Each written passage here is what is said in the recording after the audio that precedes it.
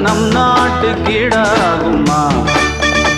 பல தேசம் முழுதும் பேசும் மொழிகள் தமிழ்